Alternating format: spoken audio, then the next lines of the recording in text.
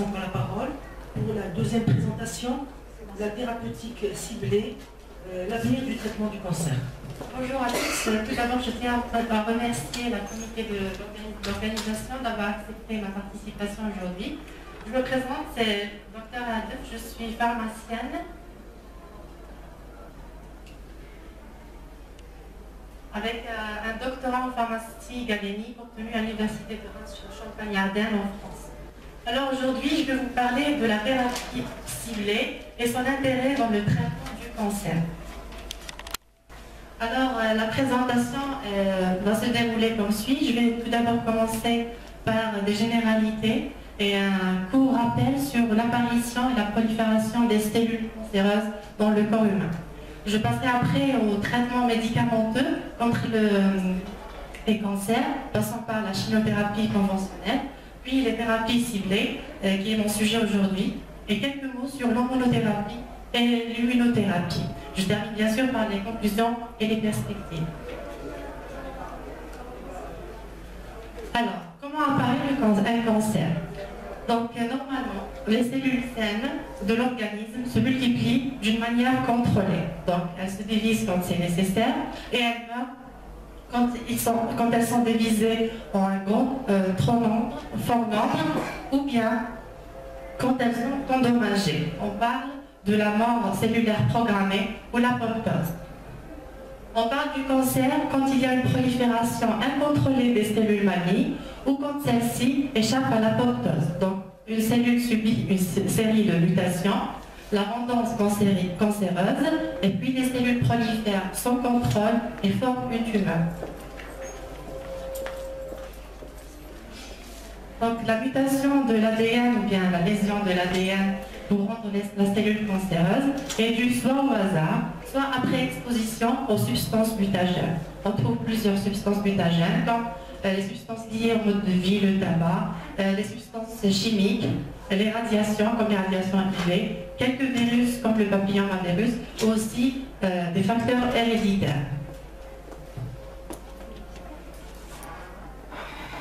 Donc, quand les cellules malignes se prolifèrent, elles vont former une masse qu'on appelle tumeur primaire. Cette tumeur va envahir l'organe atteint et elle va altérer son fonctionnement. Parfois, quelques cellules vont s'échapper à cette masse.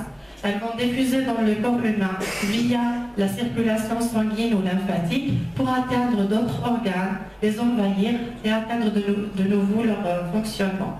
On parle maintenant de la métastase ou bien des tumeurs secondaires.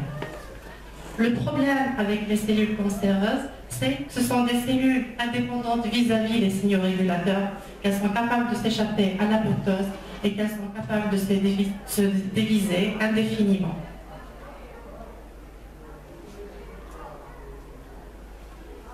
Comment traiter un cancer?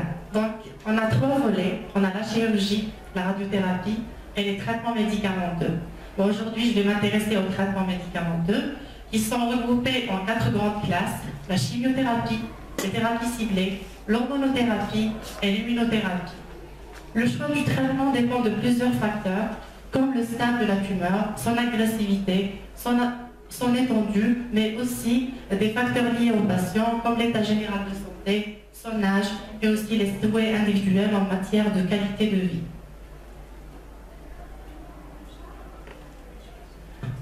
Commençons par la chimiothérapie classique. Les molécules utilisées pour la chimiothérapie classique sont des molécules qui vont attaquer les cellules pour les détruire. Donc les cellules en prolifération pour les détruire. Ce sont des molécules cytotoxiques.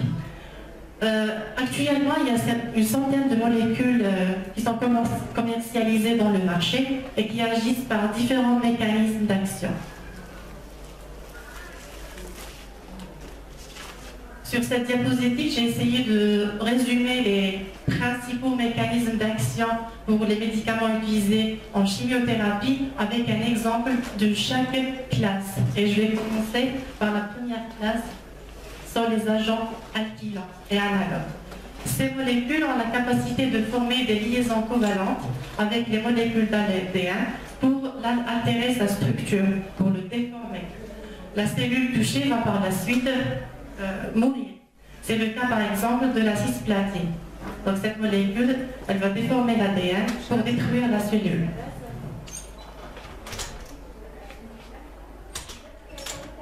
La deuxième classe sont les antimétabolites. Les antimétabolites sont des molécules qui vont inhiber la synthèse des acides nucléiques nécessaires pour la synthèse de l'ADN.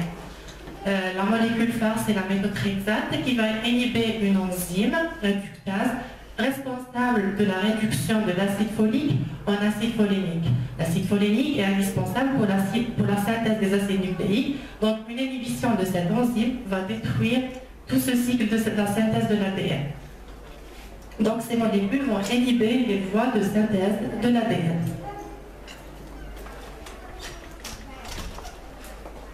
La troisième classe, ce sont les inhibiteurs de topoisomérase. Cette enzyme, les topoisomérases, ce sont des enzymes responsables de la réplication de l'ADN au cours des mitoses. Donc si l'activité de cette enzyme est entravée, il n'y aura plus de réplication et il y aura une cassure définitive de l'ADN. Donc un exemple de ces molécules, c'est le toposide qui va bloquer la réplication.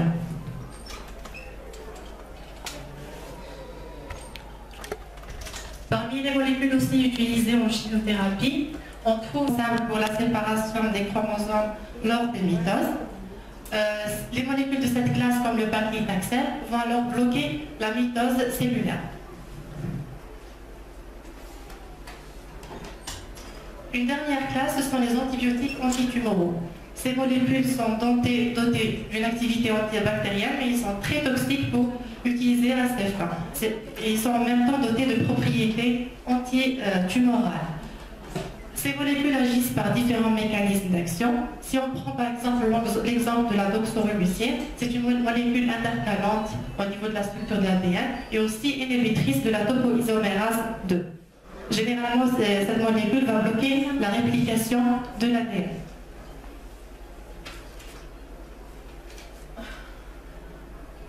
En chimiothérapie, les médicaments ne sont pas administrés seuls. On parle généralement d'une polychimiothérapie, donc avec une association de 2 voire plusieurs médicaments. Cela vise à empêcher la division des cellules cancéreuses à différents stades de prolifération. Comme ces médicaments attaquent aussi les cellules saines, on parle d'un effet cytotoxique, les effets indésirables sont considérables. Pour pallier à ces effets, ces médicaments sont généralement administrés sous forme de cycle ou de cure, avec un temps de repos pour donner le temps aux cellules saines de se régénérer. Aussi, les médicaments de soutien ou bien de support sont aussi administrés pour atténuer les effets nuisibles du traitement. Malheureusement, on peut assister à un phénomène de résistance des cellules cancéreuses aux médicaments, soit dès le début, soit après un certain temps de traitement, ce qui nous oblige à adapter ou changer le traitement à chaque fois.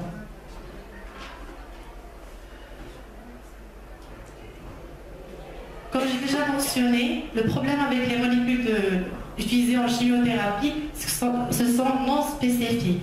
Ça veut dire qu'ils vont attaquer et les cellules tumorales et les cellules saines. Et la question qui s'est posée, comment peut-on cibler les cellules tumorales sans endommager les cellules saines? D'où le concept de la thérapie ciblée. Il faut savoir qu'à la surface de chaque cellule, on trouve des récepteurs auxquels des molécules peuvent se lier. On parle de ligands ou de messagers. Cette liaison va activer une série de réactions, on parle d'une cascade de signalisation intracellulaire, pour donner par la suite une réponse cellulaire. Cette réponse peut consister en la fonction ou bien la formation de nouvelles cellules, mais aussi l'apoptose. La cible de ces thérapies, le principe de ces thérapies ciblées, c'est les récepteurs surexprimés, et je dis bien surexprimés, à la surface de certaines cellules cancéreuses, ou bien la série de réactions intracellulaires qui sont anormales dans certaines cellules tumorales. Alors, ces médicaments agissent sur des cibles spécifiques pour deux raisons. Soit pour bloquer la croissance des cellules cancéreuses, ou bien pour s'opposer à l'angiogénèse. L'angiogénèse, c'est la formation de nouveaux vaisseaux pour nourrir la tumeur qui va être en croissance. Donc, bloquer l'angiogénèse, ça veut dire affaiblir la tumeur. Donc, il existe deux types de molécules utilisées en thérapie ciblée, soit des petites molécules qui vont diffuser à l'intérieur de la cellule pour inhiber la cascade intracellulaire, ou bien des anticorps monoclonaux qui vont se lier à des récepteurs membranaires pour inhiber la transduction du signal par la suite. Juste pour rappel, un anticorps monoclonal, c'est un anticorps spécifique qui reconnaît le même épitope d'un antigène. Je vais commencer par les anticorps monoclonaux. Alors, le premier cas de figure, c'est quand l'anticorps monoclonal va se lier à un récepteur membranaire. Quand l'anticorps va se lier au récepteur, il va occuper la place naturelle du ligand, donc le ligand ne va pas se fixer, et la cascade intracellulaire va être entravée, ce qui va limiter la prolifération de la cellule cancéreuse. C'est le cas, par exemple, d'une molécule d'herceptine utilisée dans le cancer du sein. Cette molécule va se lier à des récepteurs HER2 et elle est utilisée dans les cellules cancéreuses surexprimant ce récepteur. L'utilisation de cette molécule a diminué les rechutes de l'ordre de 50% chez les patients opérés. De plus, une amélioration en taux de réponse a été observée quand cette molécule est utilisée en traitement adjuvant avec le Taxol en phase métastasique.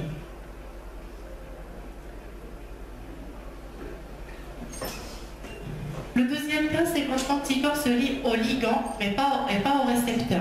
C'est le cas de l'Avastin qui va inhiber l'angiogénèse en se liant au facteur de croissance vasculaire. Donc le récepteur restera libre et il n'y aura plus la prolifération et la migration des cellules vasculaires. Cette molécule est utilisée généralement dans le cancer du côlon, du rectum, du sein et du poumon.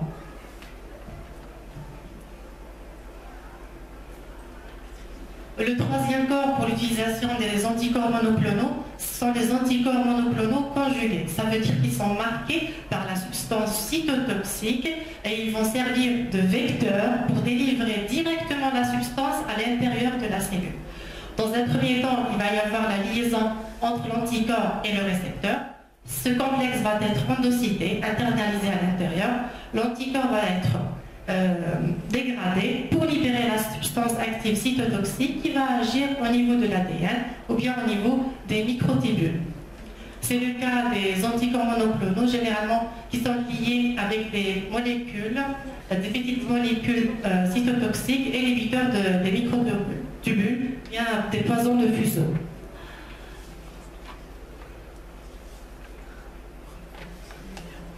La deuxième classe des molécules utilisées en thérapie ciblée, ce sont les petites molécules. Les petites molécules inhibitrices de protéines kinases. Ces molécules sont capables de pénétrer à l'intérieur de la cellule pour inhiber une des voies des réactions de la transduction du signal.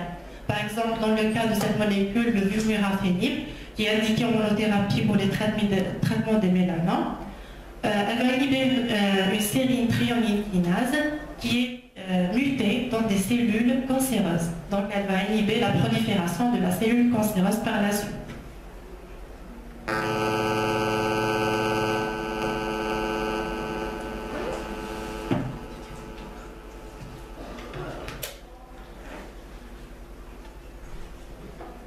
Malgré les avancées en termes de thérapie ciblée, ces thérapies présentent encore des effets indésirables, mais qui sont vraiment dus plutôt à l'augmentation de l'activité du système immunitaire. Ces molécules peuvent provoquer des inflammations des organes du corps et parfois des réactions auto-immunes. Les effets indésirables les plus fréquents sont dus à des phénomènes inflammatoires, l'inflammation des nerfs, des poumons, des intestins, et disparaissent généralement après l'arrêt du traitement. Quelques mots sur l'hormonothérapie. L'hormonothérapie est généralement utilisée pour les tumeurs hormonosensibles, c'est-à-dire quand les cellules cancéreuses sont sensibles à l'action des hormones, comme les tumeurs au niveau du sein, utérus et prostate. sont généralement des molécules antagonistes anti-hormonaux, des anti-hormonales, comme des anti-oestrogènes et des anti-androgènes. Pour l'immunothérapie, et spécialement l'immunothérapie active, le principe c'est de stimuler le système immunitaire pour éliminer les cellules cancéreuses. Généralement, on assiste à l'administration des interférents et des interleukines, dans certaines leucémies ou bien des cancers du rein et certains mélanomes.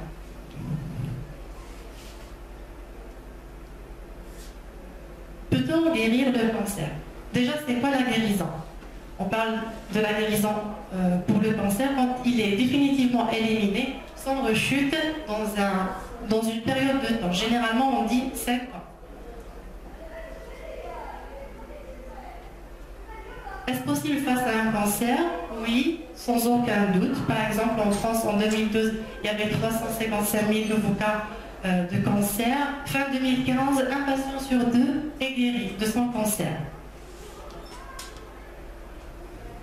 Des guérisons sont-elles envisageables pour tous les cancers? Là, on peut dire oui, mais tout dépend du type de la tumeur, stade d'avancement et la réponse individuelle au traitement. On parle souvent d'un cap de 5 ans. Par exemple, actuellement en France, près de 70% de patients sont toujours en vie 5 ans après la découverte de leur maladie, alors qu'ils étaient juste 35% à la fin des années 50. Mais ce cap reste arbitraire parce que pour les cancers à croissance rapide, les rechutes généralement se manifestent à court terme. Il ne faut pas attendre 5 ans pour parler d'une guérison. Et inversement, pour les cancers à croissance lente, par exemple, il y avait quelques cancers du sein où des récidives ont été observées après 20 ans de la découverte de la maladie. En conclusion, une centaine de molécules antitumorales est commercialisée dans le marché avec différents mécanismes d'action.